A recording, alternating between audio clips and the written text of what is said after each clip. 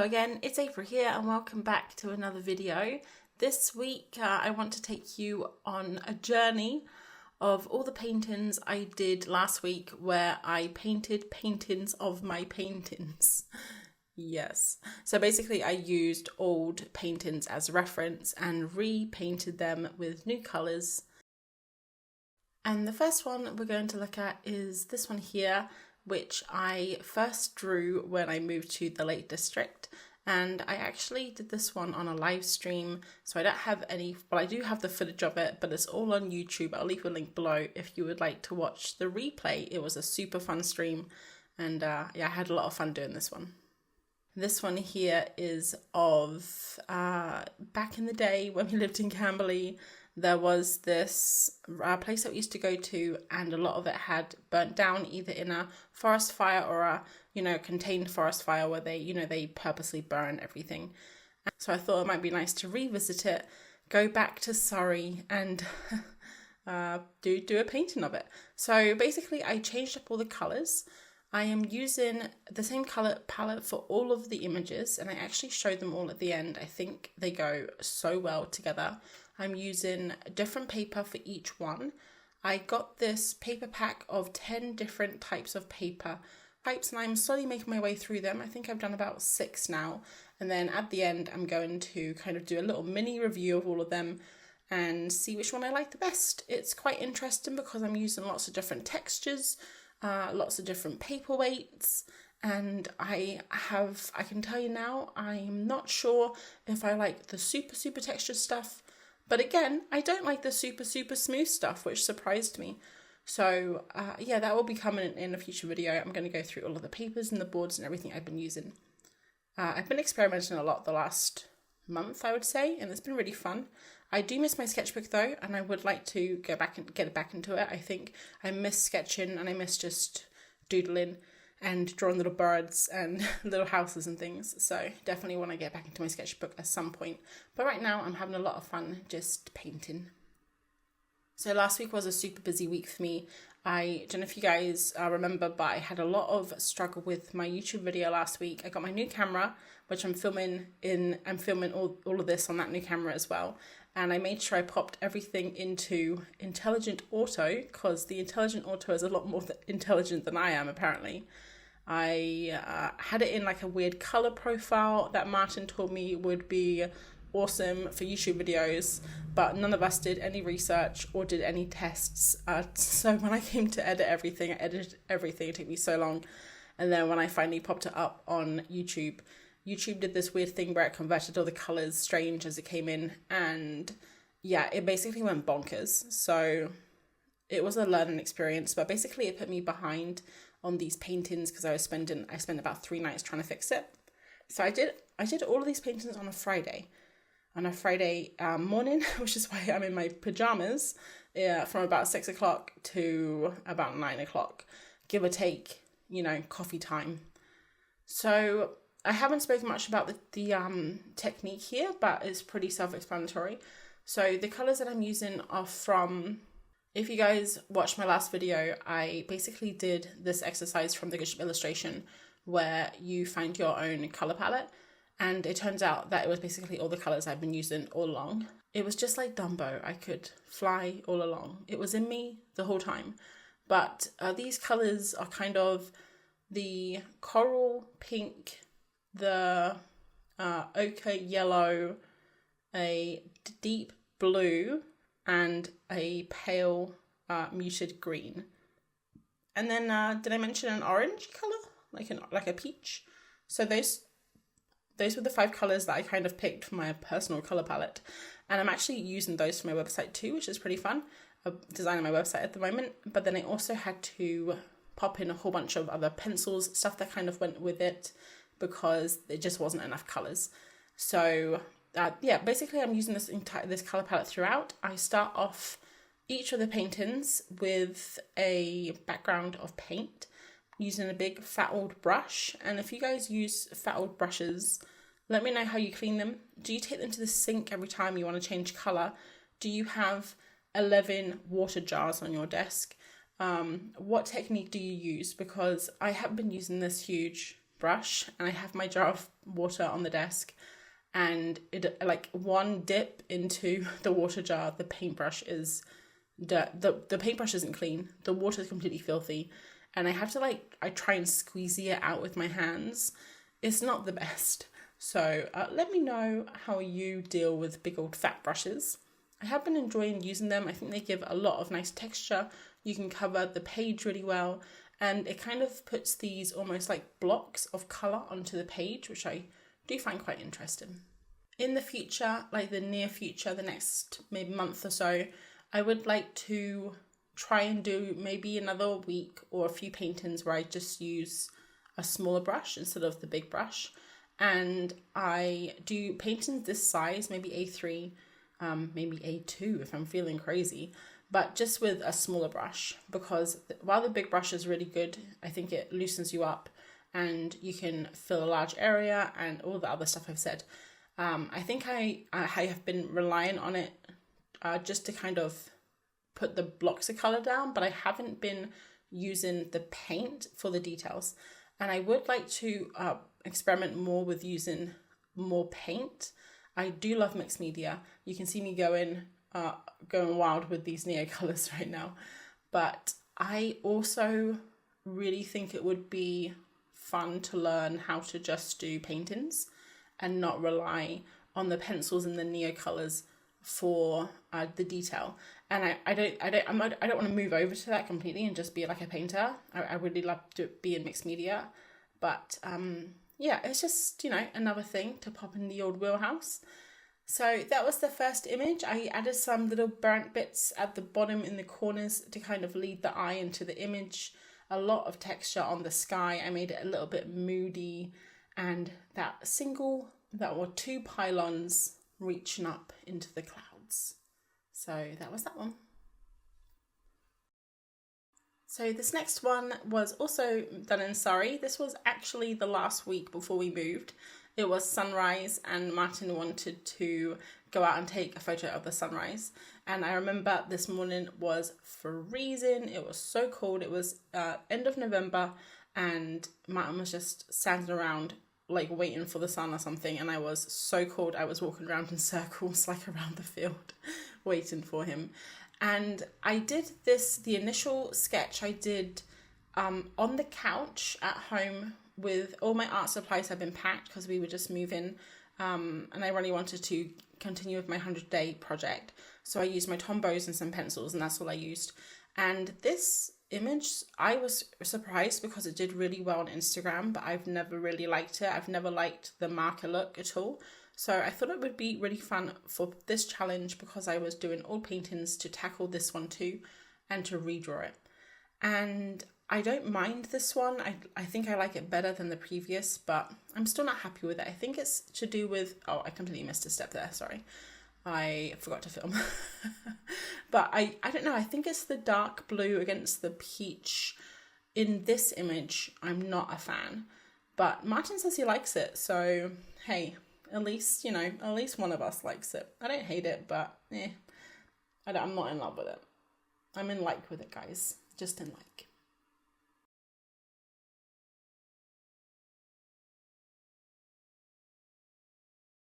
Okay, this one is a controversial one for me, because I really loved this sketch that I did. I only did it recently too, like maybe a month ago. I did a different technique on this one too. Instead of painting the entire background, I did kind of like a switch of colour, which is what I've been doing in my sketchbook recently. And this is heavily inspired by Jenny Adam, Ronky Ponk on Instagram. I took her domestic course, and this is one of the techniques she uses, and I flippin' love it, and I have adopted it for my own. I also tried to add some splatters, but they didn't go very well. It's a bit watery. And then after that had dried, I painted over. But the reason why I think I was a bit nervous to do this one is because, like I mentioned, I really loved the sketch, and the sketch didn't take long at all. It took maybe 20 minutes to do. It was just one of those, oh, I have some paint left over, I will do a sketch in my sketchbook with this paint, you know? But yeah, I've always, since I did that in the last couple of months or something, I've always loved it. So I was kind of nervous to do it again just in case it turned out really bad. But I figured I would make it different enough with the colors and the background and everything. So yeah, I think it turned out pretty cool. I think I saw like the original best, but this one did turn out nice. The one thing that surprised me is this is the paper that was really smooth. I can't remember the name of it, but it will be coming up in an upcoming video if you're interested in paper. But it was a very, very smooth paper, and so smooth that the pencil texture, when I put it on, it was like it had no texture. It was like it was sliding across the page, like almost as it went on the page, it kind of burnt into the page, if that makes sense. It was a very strange experience. I've never worked on paper that had this smooth kind of strange texture like this, but it was it was an experience, I guess. And I decided to use the blue again for the outlines. I think I used blue on all of these. I think sometimes they clash a little bit with the oranges and the pink if there's a lot of orange and pink around, but on this image it was mostly blue. So I think everything kind of works harmoniously together. And when I show you all of the images at the end, hopefully you'll see that I tried to, each image, even though I use the same colours, I tried to do a different colour balance on each of them. So on the first one, if you remember the one with the pylons, that huge blue sky kind of dominated the image. And on a couple of them, the orange was the main colour. So on this one, I think it's quite balanced between the two, between like the warmer colours and the cooler colours, which is, I think, probably my favourite, rather than having one dominant colour. But it's interesting to try to play with things like the colour balance in images, especially when you're using a limited colour palette and you're using that colour palette a lot.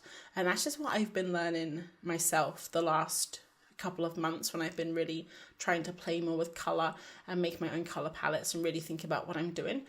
And yeah, it's fun. The more I do stuff, the more I kind of think about things like the colour, like the balance of the colours or the composition, or how having one huge blue sky can affect the rest, you know. So draw the eye, whatever, I don't know, art words, fill in the blanks here. So I'm not really sure what I'm trying to say, just that I have been learning a lot, and it's been fun. It has been fun. It has also felt sometimes like a lot of work, because even though the paintings themselves aren't a lot of work, they only take maybe an hour to do each. The process of continually trying new things does, I think, it does take its toll after you've been doing it for a while. And I think sometimes you can get to the point where you're experimenting so much and so often that maybe you can lose yourself a little bit and lose where you're kind of trying to get to in the first place, which is why I really want to get back to my sketchbooks. Anyway, this is this one. I forgot what number we're on. I do like how it turned out. Let me know what you think. And then the last one is this one here, which I actually loved when I first painted it, but looking at it now, I really don't like it. It's from Grassmere, and I just don't like how rounded everything is. But let's move on and see what I did with it. So firstly, I completely forgot to film this when I realised I was very angry. So I decided to do a dramatic reenactment of how I got to this point. So I have my paintbrush, and I basically just painted it. And then I popped some more paint on my paintbrush and kept going until, you know, Bob's your uncle, Babby's your aunt. I had the painting done. So that was the first layer, and then I move on with the trees. So this painting has some lovely trees. Oh, completely forgot to mention, this one here is a little bit different than the rest. So the rest of them, I looked at the image as I was drawing, but this one here, I decided to do a memory drawing. So basically, I looked at the image for about 2 minutes, I counted the trees, I tried to memorize kind of how the shape of the hills, and then I basically painted it, and I didn't look again at the image once. So I do remember that there was a wall on that bottom left, but when I came to paint, like to do this version, I just didn't want to draw the bricks. I didn't really like the wall in the first image, so instead I decided to make it like a foreground bushy thing. And I did really like doing this memory drawing because once I looked at the image, I was free to just kind of do whatever I wanted.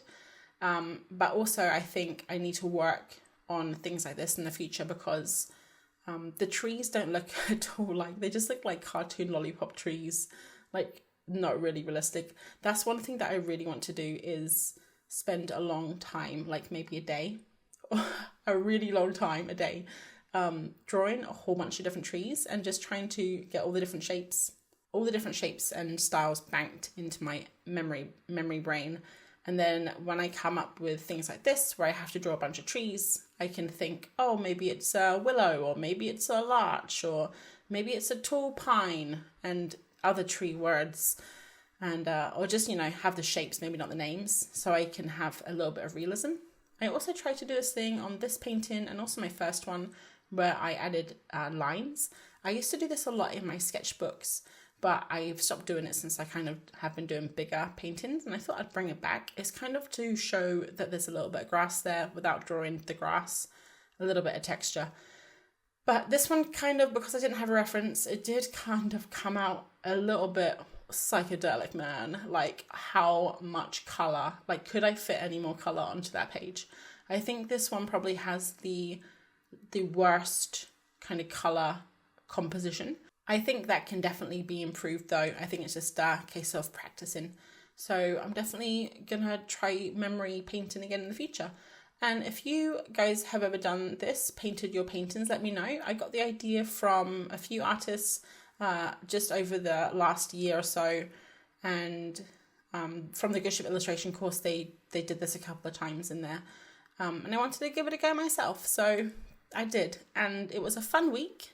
I enjoyed doing it. I'm not sure how often I'll do it, but it was nice to go back and try. So if you haven't tried this, maybe give it a go yourself and tell me how it turns out.